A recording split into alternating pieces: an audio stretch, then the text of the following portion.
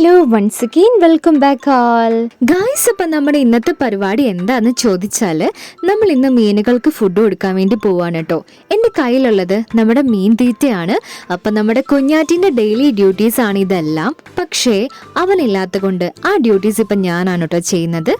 അങ്ങനെ നമ്മൾ ലാലാപാടി പോകുമ്പോഴാണ് കേട്ടോ ഒരു കിളി നമ്മുടെ ആത്തപ്പഴം കഴിക്കുന്ന കണ്ടത്. ഈ ഒരു ആത്തമരം വരുന്നത് നമ്മുടെ വലിയ കുളത്തിന്റെ അടുത്താണ് കേട്ടോ. മരത്തിനാണെങ്കിൽ നല്ല ഹൈറ്റാണ്. പിന്നെ പഴത്തിന്റെ കാര്യം പറയേ വേണ്ട.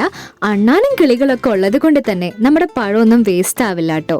അങ്ങനെ ഞാനിപ്പോൾ നമ്മുടെ കുളത്തിന്റെ അടുത്ത് എത്തിയിട്ടുണ്ട്. ഇതാണ് നമ്മുടെ ഫസ്റ്റത്തെ കുളം.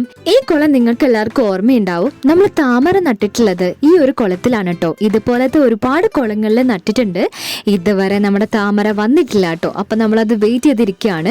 ഇഷ്ടംപോലെ ഇലകളെല്ലാം വീണിട്ടുണ്ടായിരുന്നു ഗായ്സ്. അപ്പം മരങ്ങളാണ് ചുറ്റുമുള്ളത്, അതുകൊണ്ട് തന്നെയാണ് അങ്ങനെ ഞാൻ നമ്മുടെ ഇലയും കമ്പുകളും എല്ലാം റിമൂവ് ചെയ്തിട്ടുണ്ട്.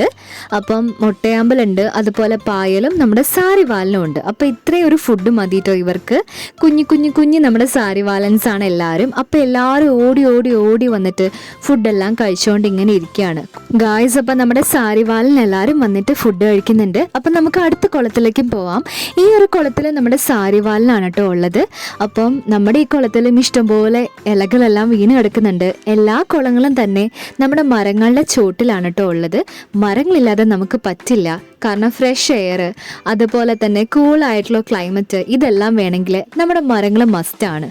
അതുകൊണ്ട് നമ്മളെ ഇലയെല്ലാം വീഴുമെന്നും പറഞ്ഞ് മരം വെട്ടിക്കളയുന്നതിനോട് എനിക്ക് തീരെ യോജിപ്പില്ല കേട്ടോ.